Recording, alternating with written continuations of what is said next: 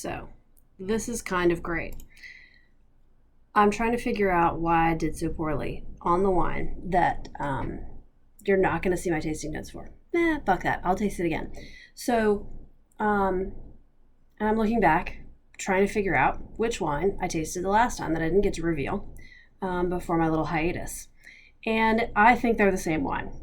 It's pretty easy. I date the bags. This one says 5.9 and then 6.8. The last video that I posted was from 5.9. So, this relatively unaromatic white wine that has a little bit golden color, a little copper tinge, some sheeting action on the glass, which is exactly how I described it last time. And on the nose, the things that I am getting is tart and slightly bruised or oxidized apple. There's a little funkiness to it.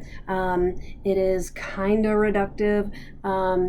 Not a huge oak presence, but yeah, some white flowers, big fat like magnolia petal white flowers. Okay, similar to what I described last time. Then I tasted it.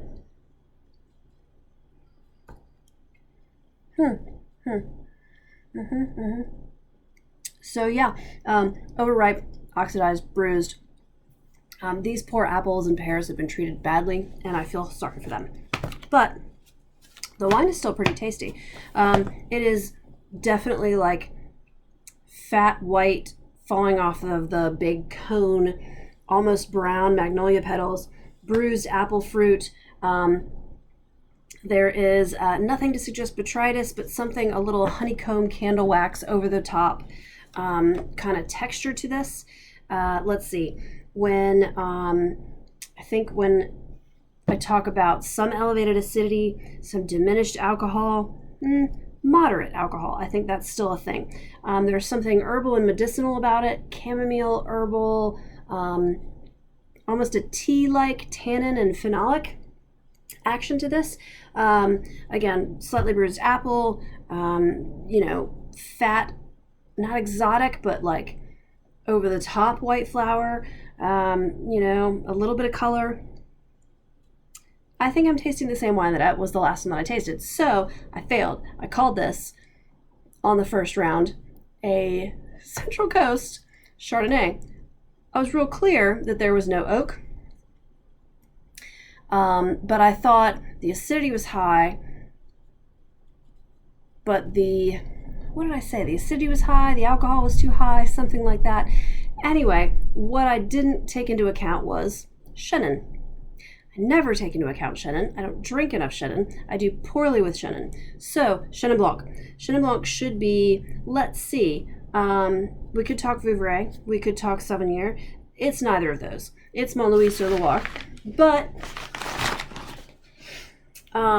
still a great example of a dry Chenin, 13% alcohol with bruised apple, nut. They're cheesy, but I didn't really get the cheesy. Some sort of big fat white flower is a thing. That kind of herbal tea, dandelion greens, a little bit of that, honeysuckle jasmine. Nothing botrytis here, but it's possible for Chenin, but I didn't really get that here. Wet wool, lanolin, I didn't really get that either. But then structure, dry, elevated structure, bigger body, extract, phenolics, some sort of textural thing, which this definitely has. Elevated acidity and relatively elevated alcohol. So this is Sauvignon structure.